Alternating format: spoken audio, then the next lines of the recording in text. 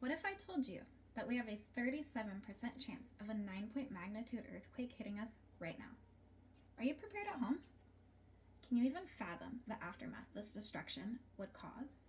Well, today I'm here to talk about the potential of a major earthquake hitting the Pacific Northwest. First, I will talk about what would cause the earthquake to hit, specifically here at our home. Second, I will talk about the last major earthquake that happened here and the evidence to prove this. Then I will talk about what to expect around our state if and when this does happen. And lastly, how to prepare an emergency kit for this natural disaster. So today I'm talking about the Cascadia Subduction Zone. You may have heard of this. It stretches from Northern California all the way to British Columbia. It is 70 to 100 miles off the Pacific coast shoreline.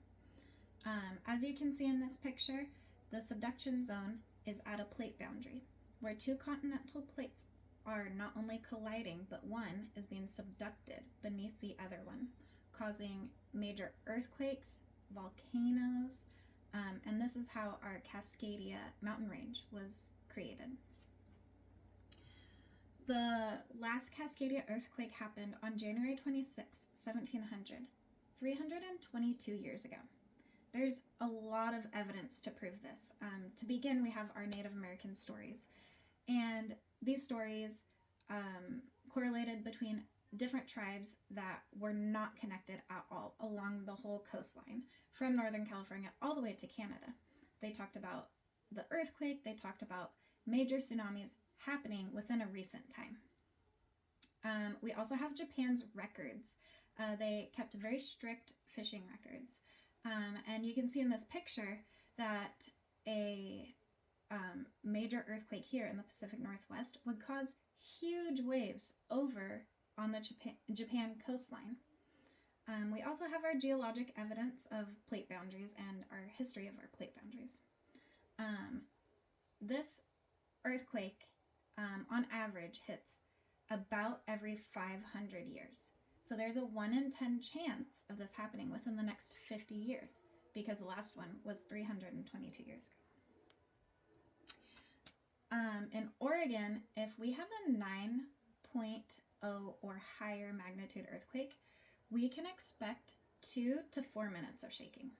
Tsunamis of up to 100 feet in height are also expected, and floods inland up to 10 miles.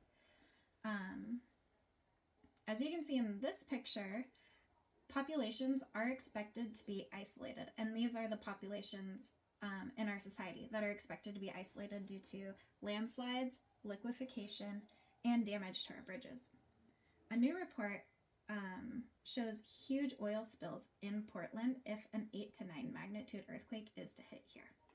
Up to 194 gallons of oil and gas in a matter of minutes can spill right into our rivers. We're also expecting a lot of buildings to collapse as well, right around here.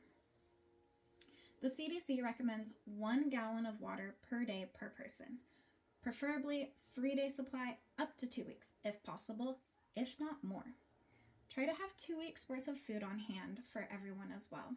Make sure to rotate it properly so that it is being restocked as needed and not expiring. You definitely want a battery-powered radio, because we're expected to be without service for up to 2 weeks minimum. You will want to make sure you have everything you need if you have a specific medical condition, or if you care for a small child or pets. You want specific food, specific needs that they have need to be met as well during these situations. Other essentials that you will need, like in this photo, a way to cook food, candles, solar phone charger. Those are becoming a lot more popular. A water purification kit, very important, especially if we are to have all the oil and gas spills.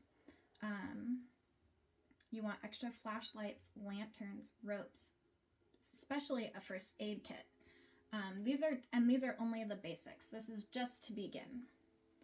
I also highly consider adding an earthquake plan to your home insurance. In Oregon and in most places, earthquake protection is not part of regular plans. It always costs extra, but in this area, it's important to have. So over the last few decades, scientists have uncovered the patterns of the Cascadia subduction zone and its earthquake potential. Today, I've explained what the Cascadia subduction zone is, where it is, and when the last determined earthquake was caused by this fault line and subduction zone. We've discussed what to expect regionally, locally when this happens, and lastly, how to prepare for such a disaster. I hope that you feel a little bit more informed about the potential earthquake to happen here in the Pacific Northwest, and I hope you feel capable of preparing for this disaster if you haven't already.